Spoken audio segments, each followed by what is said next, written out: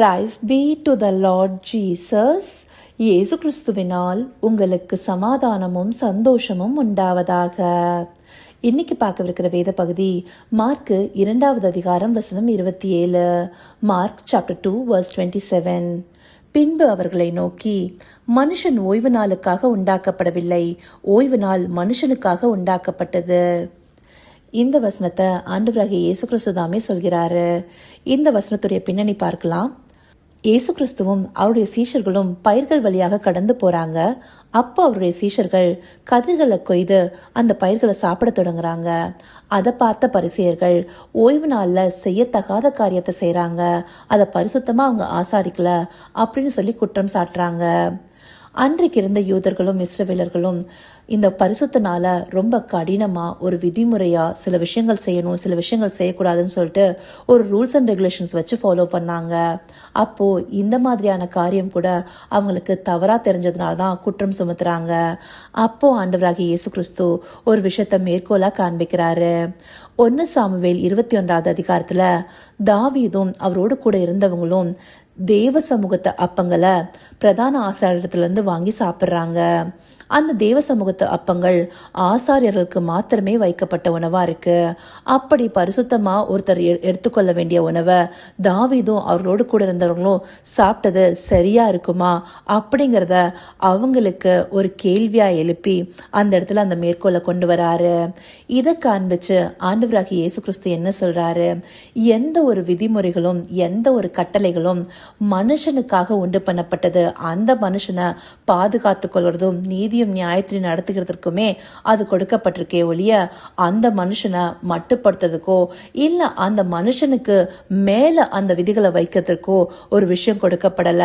அதனால்தான் இந்த வசனத்தை ஆண்டவர் சொல்றாரு, மனுஷன் ஓய்வு நாளுக்காக உண்டாக்கப்படல, ஓய்வு நாள் தான் மனுஷனுக்காக உண்டாக்கப்பட்டதுன்னு சொல்லிட்டு. இந்த ஓய்வு நாளை குறித்து இன்னும் விவரமா நம்ம இன்னொரு நாள் பார்க்கலாம்.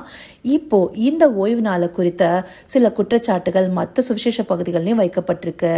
லூக்கா 6வது அதிகாரத்துல கூட சூம்பின கையுடைய ஒரு மனுஷனை ஓய்வு நாள் அன்னைக்கு ஆண்டவராகிய இயேசு கிறிஸ்து சொஸ்தமாக்க போகும்போது அந்த இடத்துலயும் ஒரு குற்றச்சாட்டு எழும்புது. அப்ப ஆண்டவர் கேட்கிறாரு, நான் உங்களிடத்தில் ஒன்று கேட்கிறேன், ஓய்வு நாட்களில் நன்மை செய்வதோ தீமை செய்வதோ ஜீவனை காப்பதோ அழிப்பதோ எது நியாயம் என்று கேட்டு.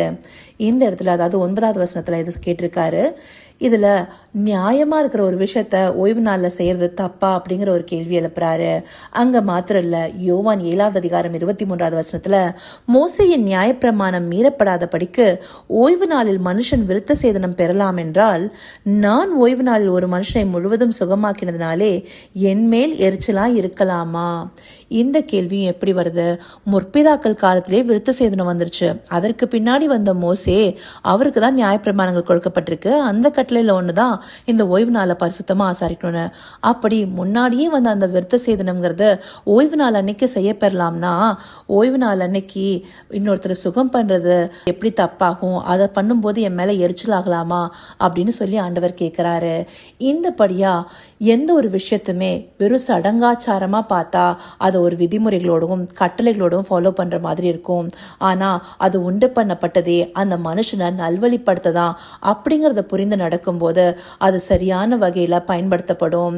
அன்றைக்கு இந்த ஜனங்கள் மாத்திரம் இல்ல, இன்றைய காலத்துல நாமும் கூட தான் ஆண்டருடைய பல கற்பனைகளையும் அவருடைய வேதத்தின் வசனங்களையும் ஒரு சடங்காச்சாரமா நம்ம எடுத்துக்கிறோம்.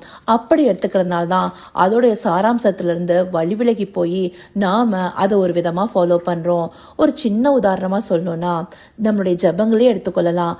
அநேகர் ஜபத்தை எப்படி செய்யறாங்க, காலையில ஒரு வாட்டி செய்யணும், நைட்டு ஒரு வாட்டி செய்யணும் அப்படிங்கிற ஒரு சடங்காச்சாரமா தான் இந்த ஜபமானது ஆண்டவரோடு நம்ம கொள்கிற ஒரு ஐக்கியமா இருக்கு அப்படிங்கிறத மறந்து போயிடுறோம். அது மாத்திரம் இல்ல, என் திருவிருந்த கூட ஒரு சடங்கா தான் நிறைய பேர் எடுக்கிறாங்க. அதனுடைய மெயின் சாராம்சத்தை விட்டு வழி விலகி போறாங்க. இப்படி ஆண்டவர் கொடுத்த காரியங்களை நாம ஒரு சடங்காச்சாரமா அதாவது ஒரு ரிச்சுவலா எடுத்து பண்ணோம்னா நல்வழிப்படுத்துறதுக்கான அந்த பரிசுத்தத்துக்குள்ள கொண்டு போற அந்த முக்கியமான சாராம்சத்துல இருந்து வழி விலகி போயிடுவோம். அதை உணர்த்தணுங்கிறதுக்காகவே ஆண்டவர் இந்தப்படியான பகுதியை நமக்கு காண்பிக்கிறாரு. இதை காண்பித்த தேவனுக்கு நன்றி செலுத்துவோமா?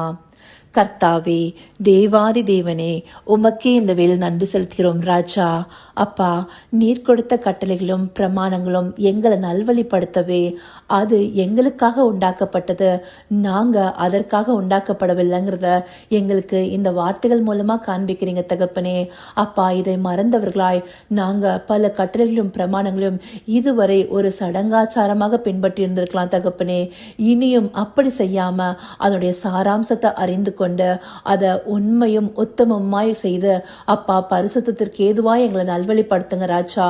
அப்படியே நீங்கள் நடத்த போகிற தயவிற்காய் நன்றி. சகலவித துதி மகிமை கனம் யாவும் ஒருவருக்கே செலுத்தினோம். இயேசு கிறிஸ்துவின் மூலமாய் வேண்டிக் கொள்கிறேன் பிதாவே. ஆமென், ஆமென்.